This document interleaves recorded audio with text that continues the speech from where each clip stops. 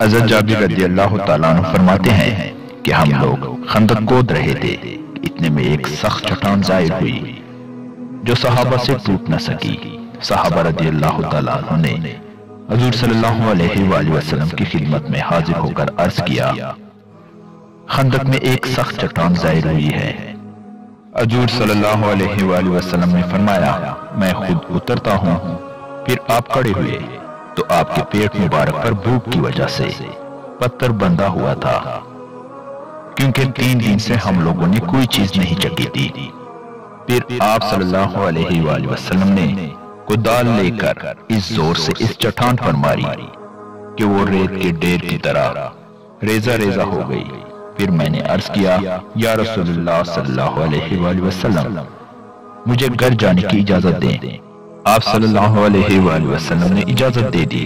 میں نے گھر جا کر اپنی بیوی سے کہا، میں نے حضور صلی اللہ علیہ وآلہ وسلم کی شدید بھوک کی ایسی حالت دیکھی ہے کہ جس کے بعد میں رہ نہیں سکا، کیا تمہارے پاس کھانے کو کچھ ہے؟ اس نے کہا، کچھ جو اور بکری کا ایک بچہ ہے۔ میں نے بکری کا وہ بچہ ذبح کیا اور اس کا گوشت تیار کیا۔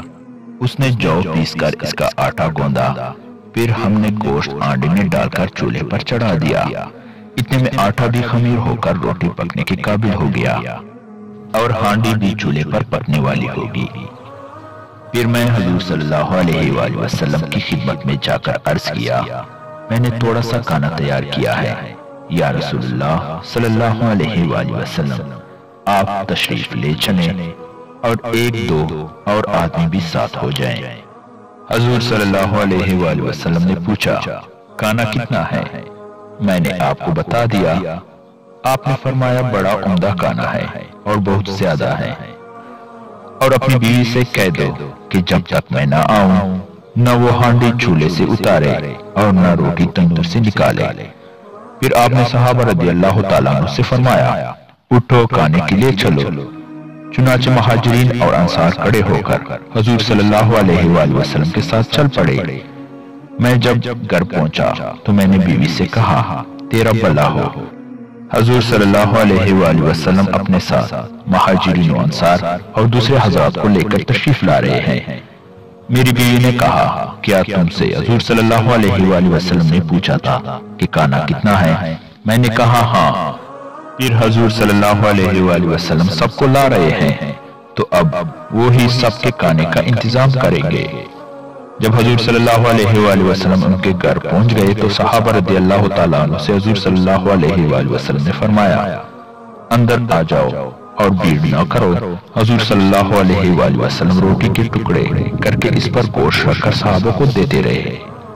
حضور صلی اللہ علیہ وآلہ وسلم جب ہانڈی سے گوشت اور تنور سے روٹی لیتے تو انہیں ڈانٹ دیتے۔ اس طرح آپ صحابہ رضی اللہ تعالیٰ عنہ کو گوشت ہانڈی سے نکال کر اور روٹی توڑ توڑ کر دیتے رہے، یہاں تک کہ سب سیر ہو گئے اور کھانا پھر بھی بچ گیا۔ اور میری بیوی سے حضور صلی اللہ علیہ وآلہ وسلم نے فرمایا، اب تم بھی کھا لو اور دوسروں کے گھروں میں بھی بھیج دو، کیونکہ تمام لوگوں کو بھوک لگی ہوئی ہے۔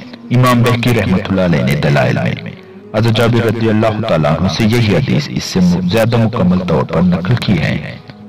اس میں مضمون اس طرح سے ہے کہ جب حضور صلی اللہ علیہ وآلہ وسلم کو کھانے کی مقدار کا علم ہوا تو تمام مسلمانوں کو کہا، اٹھو اور حضرت جابر رضی اللہ تعالیٰ عنہ کے ہاں چلو۔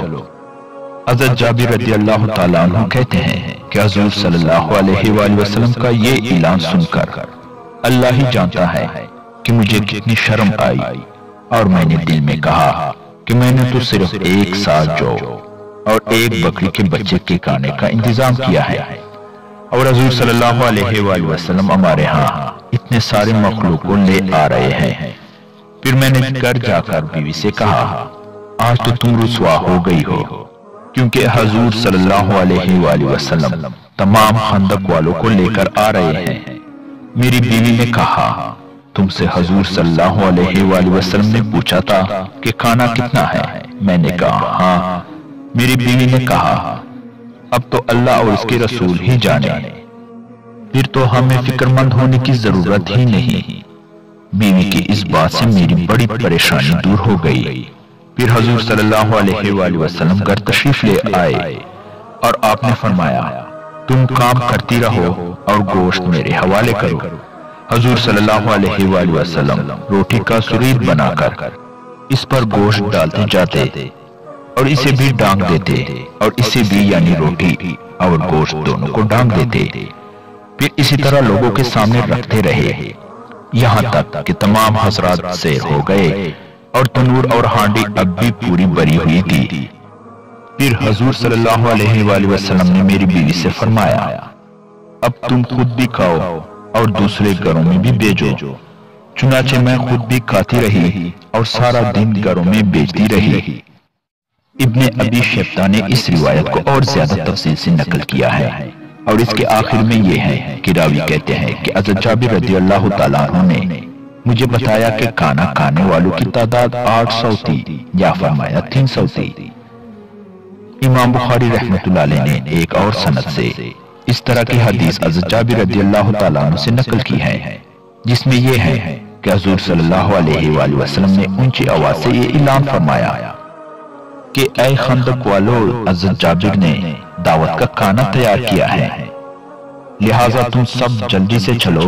اور حضور صلی اللہ علیہ وآلہ وسلم نے مجھ سے فرمایا جب تک میں نہ آؤں تم اپنی ہانڈی کو چولہے سے نہ اتارنا اور نہ اپنے آٹے کی روٹیاں پکانا شروع کرنا۔ چنانچہ میں خندق سے گھر آیا اور تھوڑی ہی دیر بعد حضور صلی اللہ علیہ وآلہ وسلم بھی تشریف لے آئے۔ آپ لوگوں سے آگے آگے تشریف لا رہے تھے، یہاں تک کہ گھر پہنچ کر میں نے بیوی کو بتایا کہ حضور صلی اللہ علیہ وآلہ وسلم سب خندق والوں کو لا رہے ہیں۔ اس نے مجھے بہت کچھ کہا کہ آج تو تم رسوا ہو جاؤ گے اور سب تمہیں برا کہیں گے کہ کھانا تو تھوڑا سا ہے اور کھانے والے بہت زیادہ ہیں۔ جب سب کو کھانا نہیں ملے گا تو رسوائی اور شرمندگی ہوگی۔ میں نے اس سے کہا تم نے جو کہا تھا میں نے ویسے ہی کیا۔ حضور صلی اللہ علیہ وآلہ وسلم کے تشریف لانے پر میری بیوی نے حضور صلی اللہ علیہ وآلہ وسلم کے سامنے آٹا رکھا۔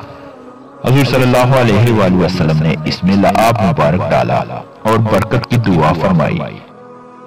پھر آپ صلی اللہ علیہ وآلہ وسلم ہمارے ہانڈی کے پاس تشریف لے گئے اور اس میں بھی لعاب مبارک ڈال کر برکت کی دعا فرمائی۔